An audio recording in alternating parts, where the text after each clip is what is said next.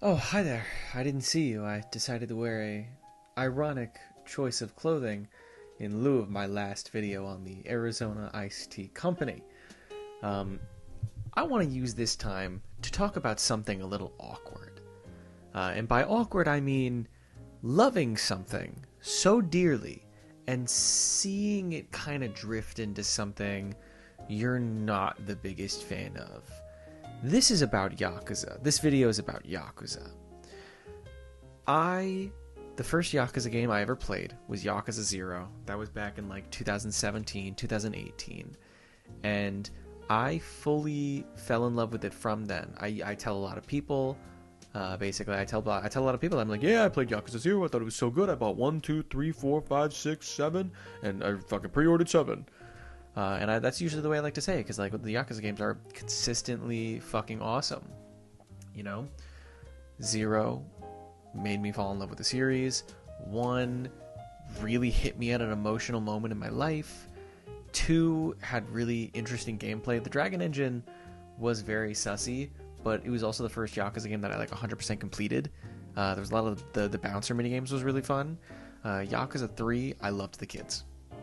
I love the kids. I loved all of them. I still love them to this day. I cried at the end of Like a Dragon Gaiden. Yakuza 4, that one was pretty awesome because we got Akiyama. 5 is my favorite game of all time.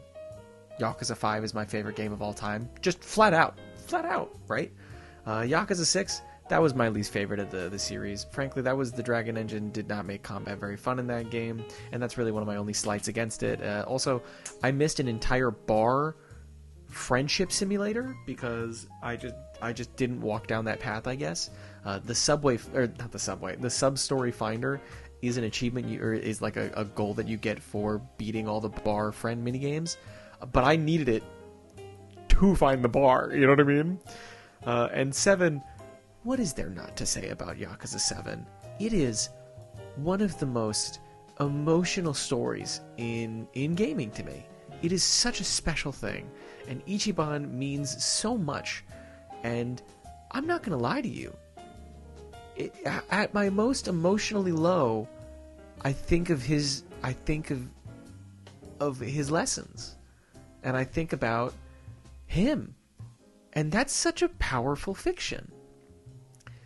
Here's the problem, though, and Yakuza 7, to some extent, is actually a great intro into my problem, and it's that I think the Yakuza games are getting a little too silly for my liking. So, yes, this kind of starts with Yakuza Pirate in Hawaii, the third wall breaking, dance party ending, secret, hidden, cursed, monkey instrument wielding game, but it didn't really start there, right? And here's an interesting conundrum we fall into when we want to talk about something like this with the Yakuza series. Many people's draw for the Yakuza series was the tonal balance between... A lot of it was shirtless men, too. A lot of shirtless men kissing. And you can do that. Shout out, Yaoi. But for me, personally, it was the combat, something I adored. The side content wasn't really something that caught me until I started to respect Yakuza as a franchise for what it was. And then I started doing all the sub-stories, falling in love with all the minigames, all that stuff. But I really liked the tone and the plots and the combat. And so there was this one moment in Yakuza 8, or Like a Dragon Infinite Wealth. I still call it Yakuza 8. I'm sorry for dead naming the Yakuza series, guys. I'm an old soul, I guess. It's also weird that I kind of got into the series very naturally. I was literally on the toilet looking for a video game to play from my new PlayStation 4 that I just bought. And so I decided I was scrolling through Yakuza 0, look at this, look at that, look at this. And I ended up putting Yakuza 0. It was between Yakuza 0 and Kiwami, because I literally couldn't tell which was the one that I was supposed to start with, because Kiwami isn't like 1, and 0 seemed like a prequel that I wouldn't get unless I played. I don't know how I picked 0, and I'm very glad I did, obviously. But I actually put it on a wish list for my for my birthday that year, and one of my friends got me the Nathan Drake collection. Joey, how does that relate to anything? Yeah, so I went out to GameStop and got myself the Nathan Drake collection like that week, and so I told my friend, hey, I'm so sorry. I didn't think anyone would actually get me anything from that list. And I was like a freshman, and she was a senior, so she actually had some money to throw around. But she was like, oh, well, that's okay. That was, don't do that next time. But also, just send me something on Amazon to get, and I'll mail it to you. And if she didn't do that, I would have never got the Yakuza games ever. I think. Maybe it would have taken me a little bit longer to get them. Maybe once they got, like, popular, I would have. But I just think that's a really cool twist of fate. You fight a giant squid in Yakuza 8, and I really did not like that. The Yakuza series has such a tonal inconsistency that plays to its strength as a franchise. The silliness and the comedy and the wackiness and the slapstick comedy pairs so well with how seriously it takes Kiryu as a character, and the death and the love and the relationships, that it makes it works. It works. It just works. So in Yakuza 7, when we switched over to turn-based combat, you may be thinking to yourself, Joey, if you like the Yakuza for the combat so much, then did you like Yakuza 7? I liked Yakuza 7 for what it was worth. I like Yakuza 8 a lot more than I like Yakuza 7 on raw gameplay. I think the map is too big. I think Hawaii is too big of a map. There's so much to do and no reason to really do a lot of it. A lot of it's just restaurants. Especially for a series like known for Kamurocho, which was literally the prime example of when you make a video game, maybe make a smaller open world with more things to do than a wide open world with nothing to do, a la, sorry for saying this, GTA 5. And so you take all of that, and then I'm already playing Yakuza 8. I'm already... Spoilers for Yakuza 8, by the way, if you care. Shout out, comment down below if you watched me stream Yakuza 8 back when it came out in February, I think 2 years ago? 1 year ago? Before I started multi-streaming on this YouTube channel. You fight a squid. You take down a cult. You go to Hawaii, and then you fight a squid. And you fight a colossal squid, like a genuinely like high fantasy evil squid pops out, starts attacking party members. And I remember that was just too far. In the same game where, the video game character that, not for nothing, I resonate so deeply with Kiryu Kazuma as a character because he was integral to such an important emotional part of my life in my teenage years. Seeing him go through cancer was horrible, even though he's not real, but it's a powerful fiction. And then I got to fight a giant squid. And my problem is that I worry Yakuza 0 and Yakuza 7's success is kind of making RGG see some things that they shouldn't be seeing. Because we like the silly in Yakuza, right? But what goes viral? What's more popular to talk about on the internet? Funny Dame Dane song? Walking erection guy from Zero? The booby bug battles from Kiwami? The funny revelation? Actually, nobody really talks about the revelations enough. Those are funny. They're funnier than most of the things in Zero. Do we talk about that, or do we talk about, the sewer scene with Kuze? Kuze? It's been a while since I played Zero. Did you know that there's a mod for Yakuza 0 that replaces me with Kiryu Kazuma? You can look it up. Maybe I'll link it in the description of this video for the 5 people watching. Hi, are you the 5 people watching this? Comment down below right now if who you are. these rant videos get 20 views. But they're fun to make. They're fun to make because they take no effort, and I just sit down and I ramble. These are rambling.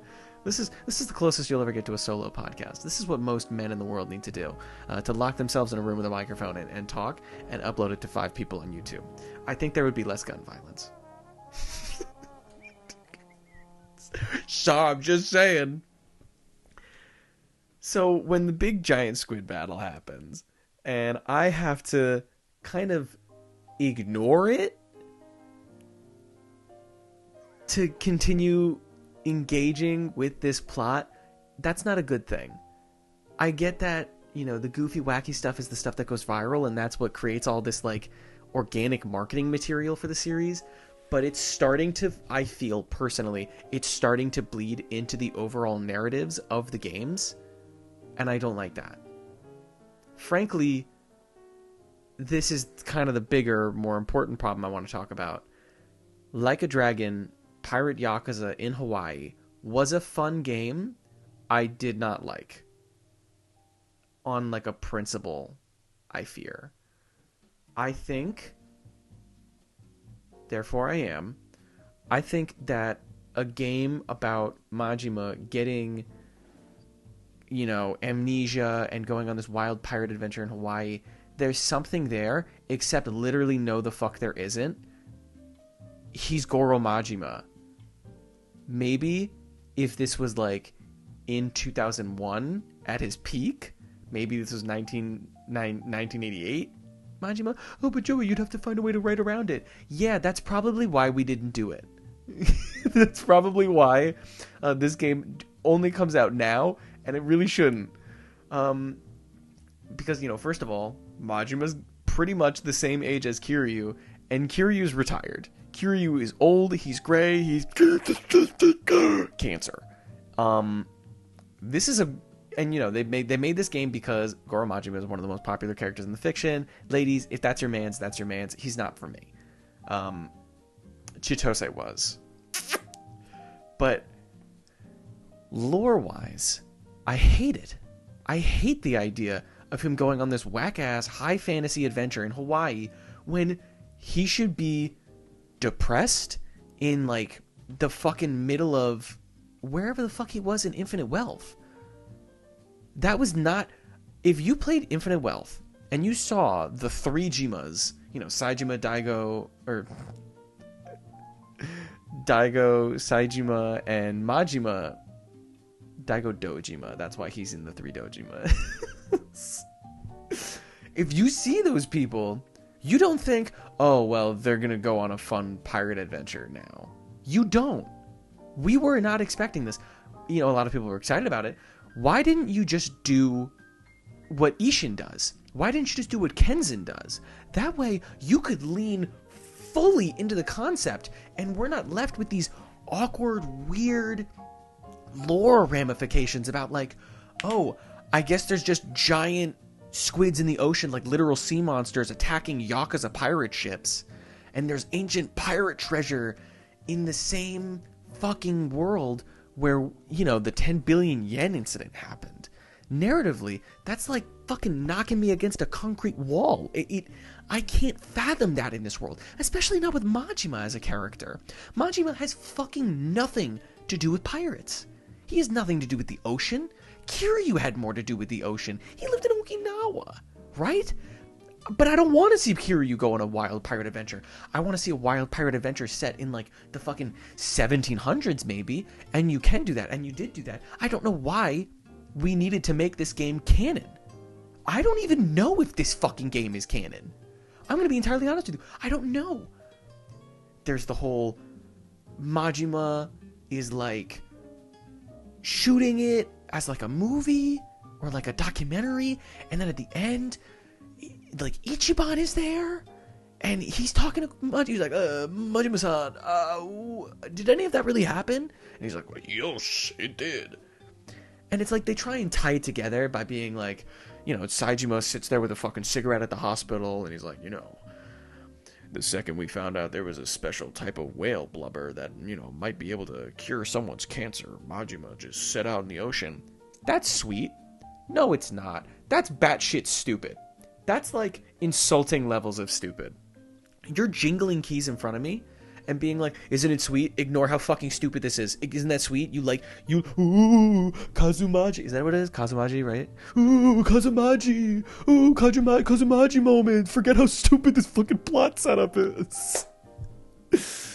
I think most of the characters in Like a Dragon, Pirate Yakuza in Hawaii are fine. I can't remember most of their names at this point. Was the kid's name Trevor? No, it was Noah. Why did I think it was Trevor? for fucking GTA 5. They were fine, right? I also enjoyed how they took the FMV video awkwardness from Gaiden and they turned it into basically a comedic skit. That was the right choice, gents. Please stop making me do...